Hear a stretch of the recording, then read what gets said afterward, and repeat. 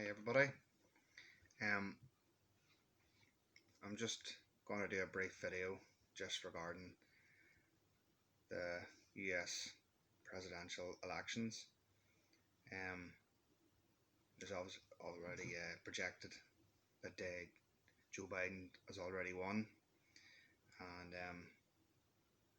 I think a lot of people. The reason why I'm making this is because a lot of people had almost predicted that Donald Trump was going to get re-elected for another 4 years. There's a load of stuff out there at the minute that has been out there for quite a while.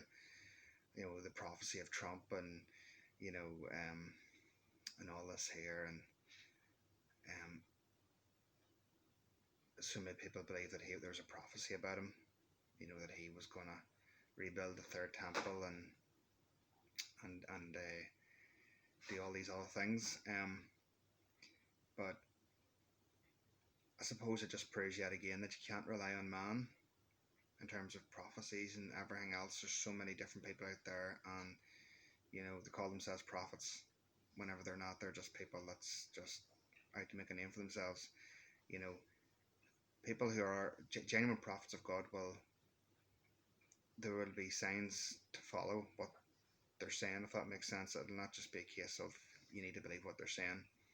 I had followed someone very closely on YouTube just for quite a number of years now, and he actually had made so many videos. Yeah, he got very political towards the end there, up until recently, and it was all about Trump and the prophecy of Trump and about Kim Clement and about prophecies he had said. Now, I'm not saying it was all wrong, but he had pretty much nearly got obsessed with it, and that's, to me, I think it was very unhealthy from a Christianity point of view, because Jesus never got political, so he didn't.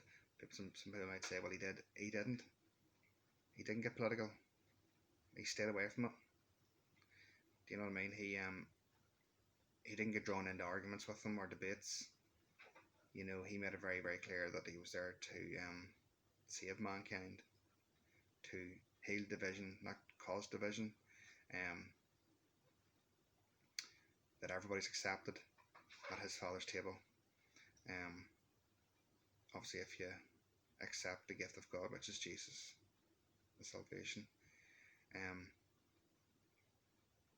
There's so many people at the minute, and they're saying, creepy old Joe Biden, and he's this, and he's even a paedophile. I've heard all this here before, and then again, you've heard people say about Trump. Trump's a womanizer, and he's done this, and he's done that. And do you know what? It's very hard to to come across any honest a politician in this day and age. They're all laying their own pockets at some point, I'd say, and that's just my own personal opinion.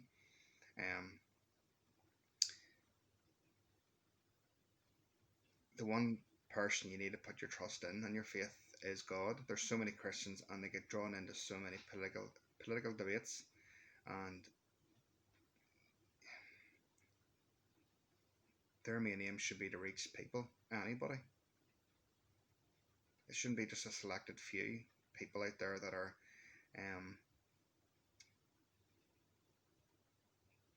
that suit them.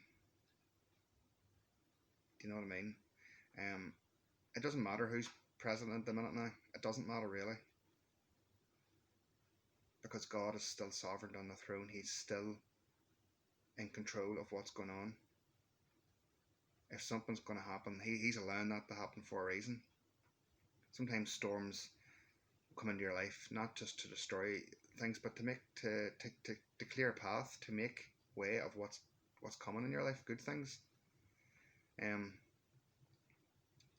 Sometimes when you're going through a hardship, you're thinking this is the worst time of your life. And when you look back, it was actually maybe it was a blessing in disguise. Because if you hadn't went through that, you wouldn't have got to where you are now. So I don't know what the next 4 years is going to bring with this other Joe Biden. I don't know. All I know is that in terms of his statures, in terms of like his beliefs, he says he's a Christian. But time will tell. Obama said he was a Christian, but his actions spoke differently. I just think in this day and age, especially, that people who are professing Christians, don't need to take a political stance on everything. A good friend of mine actually had said to me, he says, like, there's people out there and they claim to be Christians who, say they're Christians, and they are very quick to post up political things on their Facebook or Instagram, whatever. But when it comes time to posting stuff up about God, they're sort of, they take a wee step back because, it's nearly like they're afraid to, or um, they're afraid of the backlash. But when it comes to political stuff, they're very much in the front line. Um, Obviously, this is very, very much it's dominating the headlines at the minute is the election.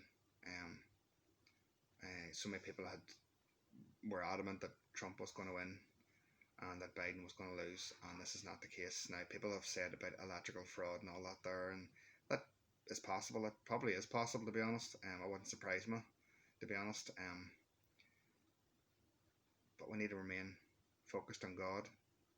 We need to try not to let these things creep in and start to turn us. We need to remember that God is still sovereign. At the minute, with the coronavirus and everything else, there's churches being closed down because of restrictions and everything else, and people are saying, open up our churches. You can have your church in your own home. People say, well, you can't, but you can. Like, technology is a wonderful thing these days. People are getting so caught up about their buildings, about this is our church, we need to get back into it. You can have it in your home. There's nothing stopping you from doing it in your own home, and people are doing it now, but so many people are getting caught up in the restrictions of everything, and they're losing themselves. They're getting disheartened. I've got talking to quite a few people over the past, since the last video I done here, and so many people are getting so disheartened. It's like they're giving up nearly. They're just giving up. I've heard so many people put up on the coronavirus is a hoax and all this here. I know people personally, who are very close to me, and they have got it, they have had it, and they have had health problems after it. So it's not fake, it's not a hoax, it is a real thing.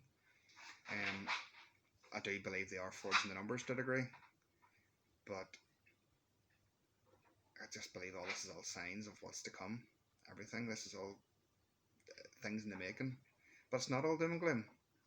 It's not all doom and gloom, because it just means God's still sovereign. He's still on the throne. He's still in control of what's going on here. We should be using the time He's given us to make an impact on the rest of the world. It's like the story of Jesus spoke about the servants. About the money they were given. One invested it wisely. One buried it. And I think another one, he didn't do much with it. And